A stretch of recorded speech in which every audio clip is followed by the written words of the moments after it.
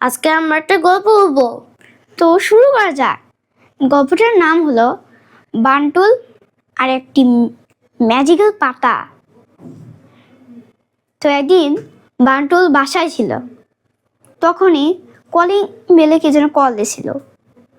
তো বান্টুল দরজা খুলে দেখছে যে গ্রামবাসীরা আসলো, দিয়ে কান্নাকাটি করে বলল বান্টুলকে যে বান্টুল, আমাদের এই গ্রামে খুব চুরি হচ্ছে, খুব চোরে উৎপাত বেড়ে গেছে।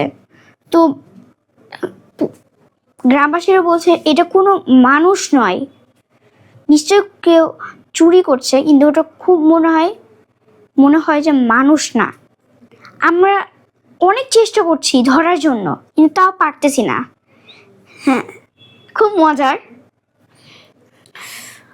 তখন বান্টু বললো আমাকে একটু চিন্তা করতে দিন, আমি দেখতেছি। তারপর তখনই প্রফেসর বিজ্ঞানী ফোন দিল, দিয়ে বলল এখনই আসো, আজকে একটা মজার অ্যাডভেঞ্চার আছে। তো বান্টুল বলল সত্যি? আচ্ছা ঠিক আছে, আমি এক্ষুনি যাচ্ছি। হ্যাঁ, তারপর চলে গেল। দিয়ে খুব মজা। যখন গেল তখন প্রফেসর বিজ্ঞানী বলল আমাদের এই মানচিত্রে এই দ্বীপটা কোনোদিনও পাওয়া যায় নাই,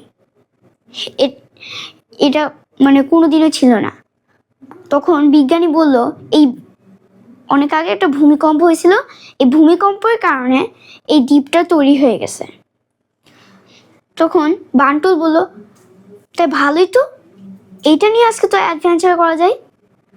আমি যাব কালকে। বললো যে আমাকে একটা পাইলট আর একটা হেলিকপ্টার যেতে, আমি কাল সকালেই রওনা দেব।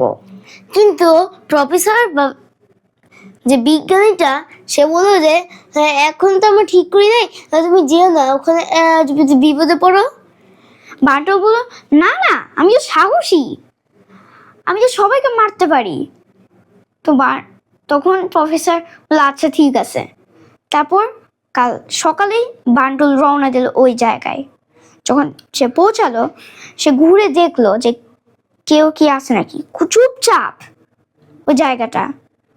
তখন বান্টুলের খুব ঘুম পাচ্ছিল, একটা গাছের তলায় ঘুমিয়ে পড়লো।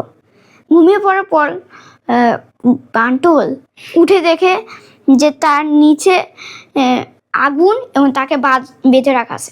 আর একটু হলে বান্টুল সিদ্ধ হয়ে যেত, মাংস হয়ে যেত। তখনই বান্টুল বললো আমাকে ছেড়ে দাও। দিয়ে ওরা বললো তোমাদের এর আগে আরো একটা মানুষ ছিল। তখন বান্টুল বললো সব কথা আগে পর শুনবো, আগে আমাকে ছেড়ে দাও। তারপর বান্টুল তো কেউ তো ছেড়ে দিচ্ছিল না। তখন বান্টুল নিজের শক্তি দিয়েই খুলে ফেললো, দিয়ে ওই এলিয়েন রাজাকে ধরে ফেললো। ওটা একদম পুরো গলিভারের মতো ছিল স্টোরিটার, খুব মজার। হ্যাঁ, তখন বান্টু রাজাটাকে ধরলো, তারপরে বললো কেবল তো শুরু, আর তাতেই তোমরা এত লাফ দেওয়া শুরু হয়ে বললা। আর রাজাটাও খুব ছোট ছিল, একদম ক্ষুদ্র ছিল, একদম খুব খুব ছোট প্রাণী, তার মানুষের মতোই কথা বলতে পারে। তো ওরা খুব ভালো, ওরা কাউকে মারে ফেলে না। তো ওরা বলল তোমার মতো আরো আগে একদিন তোমাদের মতো একজন মানুষ আসছিল এখানে। তো বান্টুল বলল তাই নাকি? তারপর সব কথা শুনতে থাকলো। তখন এলিয়েন রাজাটা বলল সে শর্ত দিয়েছিল যে পাখিগুলো খুব ডিস্টার্ব করে আমাদেরকে, আমাদের অনেক সোলজারকে খেয়ে ফেলে, মাথায় মারে, খুব কষ্ট হয় আমাদের। তুমি তো আমাদের জন্য মানে বড় করতে পারবে আমাদেরকে? তো বলল হ্যাঁ করতে পারবো, কিন্তু তো তুমি আমাকে একটা ম্যাজিক্যাল জিনিস দেবে, তারপর তোমাকে আমি বড় করে দেব। তো রাজা শর্ত মেনে ফেললো। তখন রাজা ওই পাতাটা আনলো, ওই পাতাটা এনে তাকে দিল, বললো যে এটা চিবিয়ে খেলে তাহলে তুমি চোখ বন্ধ করে তুমি যে কোনো জায়গাতে কি কি হচ্ছে তা কি বুঝতে পারবে। আছে, কে কি করছে না করছে সব বুঝতে পারবে। তো ওই মানুষের বলে তাই নাকি? তখন ওই এলিয়েন রাজা তাকে 4টা সোলজার দিল যে ওখানে নিয়ে যাও। তারপর তারা গেল। তারপর ও একটা চোরামি করছে, চোরের মতো কাজ করছে। সে ওই পাতাটা চিবিয়ে খেয়ে ওই সোলজার করে 4টা সোলজার করে নিয়েই পালিয়ে গেছে, কিন্তু তাকে বড় করে। তারপর বান্টুল ওই রাজাগুলো বান্টুলকে একটা পাতা দিল। পাতা দেওয়ার পর বান্টুল চলে গেল তার নিজের গ্রামে। হ্যাঁ।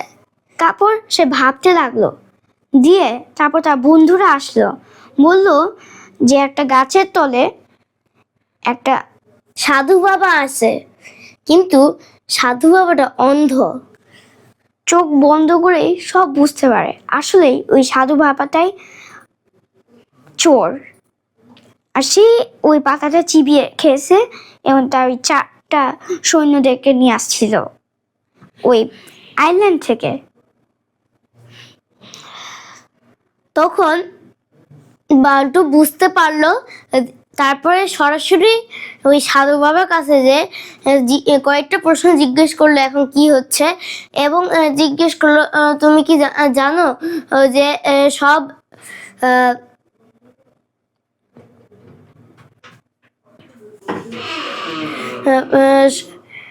সব জিনিসপত্রগুলো কই? কিন্তু সাধু বাবা কোনো উত্তর দিল না। তারপর বান্টুল সাধু বাবার গলা ধরে তাকে মারলো। হ্যাঁ, তাকে ছুঁড়ে ফেলে তাতে সেই মরেই গেল। আর পুলিশ এসে জিজ্ঞেস করলো একা মারলা কেন? তারপর বান্টুল প্রমাণ করে দেখা হলো যে এই পাতাটা এটা দ্বারাই ও প্রমাণ করে ফেললো। চোখ বন্ধ করে সবকিছু দেখতে পাই, সব বুঝতে পারছে কে কি করছে না করছে। হ্যাঁ। তো বান্টুল পাতাটা প্রফেসরকে দিল যে এটা নিয়ে বিভিন্ন ধরনের এক্সপেরিমেন্টস করার জন্য। বান্টুল গাছের ভিতরে কয়েকটা গর্ত ছিল, ওই গর্ত থেকে 4টা এলিয়েন বের করে ফেললো। সবাই অবাক এবং ভয় পেয়ে গেল। তারপর ওই এলিয়েন গুলোকে নিয়ে গেল তাদের আইল্যান্ডে, দিয়ে এই গল্প শেষ হয়ে গেল। তো বন্ধুরা, আমরা বুঝি আপনারা উপভোগ করছেন, মজা লাগলো। এটা একটা অ্যাডভেঞ্চারের গল্পই মনে হলো, গালিভারের মতোই। হ্যাঁ, খুব মজা লাগছে আমার। হ্যাঁ, বান্টুলে খুব বড় একটা অ্যাডভেঞ্চার হয়েছে। তো এখানে শেষ করছি। আমরা বুঝি এরপর একটা, এবং আমাদেরকে লাইক এবং সাবস্ক্রাইব করেন। তো আসসালামু আলাইকুম, বাই।